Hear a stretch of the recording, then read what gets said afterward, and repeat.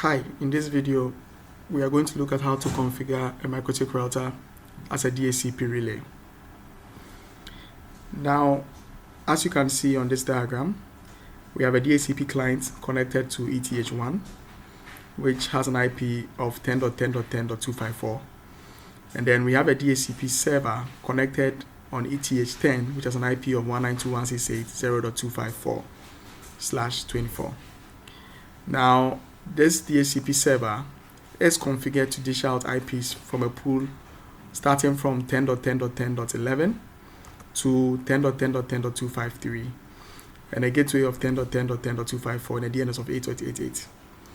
Now, the expectation is that even though the DHCP client is sitting on a different network from the DHCP server, the DHCP client should be able to read the DHCP server and get an IP within this particular pool so that the client can communicate on the network. Now, before we go into the configuration, I want us to confirm the IP addresses as shown within this diagram. So we are going to go IP and then addresses. And as you can see here, ETA1, which is configured with 10.10.10.254, and then ETA10 is configured with 192.168.0.254, exactly as depicted on the diagram we are looking at. Now, let's go on to our client just to confirm if the client has an IP currently. So you realize that on the Ethernet adapter Ethernet 3 interface, we are receiving an APIPA address currently. So this client is unable to communicate on the network. Let's see if we are able to even ping the gateway 10.10.10.254. And as you can see, we are unable to communicate in the first place, right? So the expectation is that by the time we finish with this configuration, this particular client should be able to receive an IP and should be able to also hit the gateway by the end of this tutorial. Okay. Now, to do this, to configure the Mikrotik router as a DHCP relay, what you do is that you go IP DHCP relay, right? And then we configure a DHCP relay. So I'm going to name mine LAN relay. Okay. And then I drop down. We need to select the interface on which the DHCP requests from the DHCP client would hit. So we would select ETA1, right? And then we have to enter the IP address of the DHCP server, which is in our case 192.168.0.111, right? Now, what will happen is that if any DHCP request from any of the clients that are going to connect to this network hits this particular interface, the Mikrotik router is going to relay or forward that request to the DHCP server. Okay.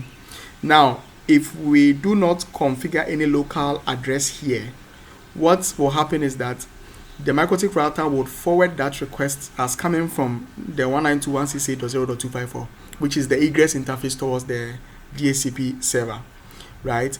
But in our case, we want the request to be coming from 10.10.10.254, so I'm going to input that here so that every request that is going out will be seen as coming from 10.10.10.254.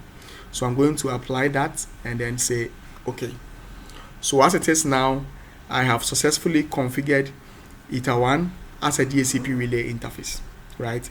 Now, kindly take note that whilst you are configuring this, ETA1 shouldn't be part of any bridge. Okay, it has to be a master on its own. It doesn't have to be a slave for any bridge interface. So kindly take note of that. So now, once we finish configuring the DHCP relay, let me go back to my client, right? Go onto the command prompt and see if we are able to get an IP from the DHCP server. So currently it is still 169.254.146.89, which is the APIPA IP address. So I'm going to issue the IP config /renew command. Let's give it a while and see if we're able to, and voila, we are able to pick an IP address which is 10.10.10.253. So to confirm all the parameters as configured, let me enter IP config /all. Let me open this up a bit. And you realize that we are picking an IP 10.10.10.253, which is still within the range of the pool that is configured here, right? We have a subnet of 255.255.0, which is correct.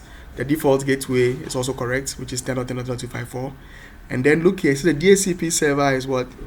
192.168.0.111, right? So it means that whatever IP that has been assigned to this host was actually dished out by DHCP server, which is 192.168.0.111, right? And as you can see, our DNS server is also 8.8.8.8. So let's see if this client here will be able to hit its default gateway. So ping 10.10.10.254, and we are able to reach that. And let's see if we are able to reach the DHCP server from the client 192.168.0.111. And there we go. So that is how you configure DHCP Relay on a Mikrotik router. Thank you for watching.